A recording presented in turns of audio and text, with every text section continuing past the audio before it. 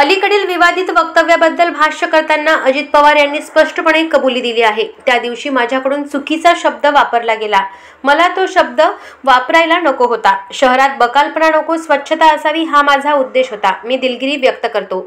आपल्या भाषणाची सुरुवात करताना अजित पवार म्हणाले की आज संविधान दिवस आहे।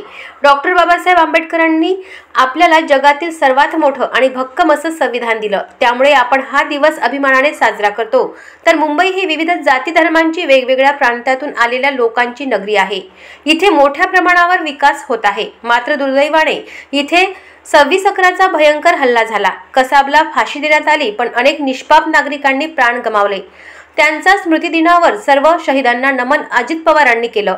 आपल्या भाषणातून त्यांनी नुकसानग्रस्त शेतकऱ्यांना मोठा दिलासा दिल्याचं म्हणत शेतकरी अडचणीत आला तर राज्य अडचणीत येतो म्हणाले।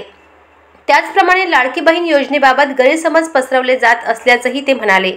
काही लोक निराधार गैरसमज पसरवत आहेत, पण लोकांनी गैरसमज करून घेऊ नये। मी महिलांच्या हक्काचं काम करतो आणि माझ्या शब्दाचा पक्का असल्याचा ते म्हणाले। विकासाला चालना देणं माझ्या हातात असून लोक लाखोंच्या मतांनी मला निवडून देतात, हे सोपं नाही।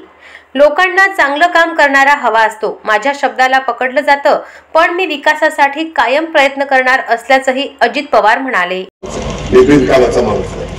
मला सकाळी उठून 6 वाजता कामाला मी सुरुवात करणारा माणूस आहे। कधी कधी तुम्ही टीव्हीवर बघत असाल, मी ज्यावेळेस पाहणी करत असतो त्यावेळेस वेगवेगळी चॅनलवर दाखवत असतात। मी तुम्हाला दाखवण्याच्या करता फिरत नाही, मी ते काम चूक करण्याकरता फिरत असतो।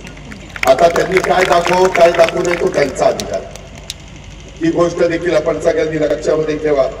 एक विचाराचा पक्का कार्यकर्ता म्हणून मी अमोल मिटकरींना संधी दिली, त्यांच्यामध्ये काम। अशाच महत्त्वपूर्ण बातम्यांच्या अपडेटसाठी अजिंक्य भारत न्यूजच्या पेजला फॉलो करा आणि सबस्क्राइब करा।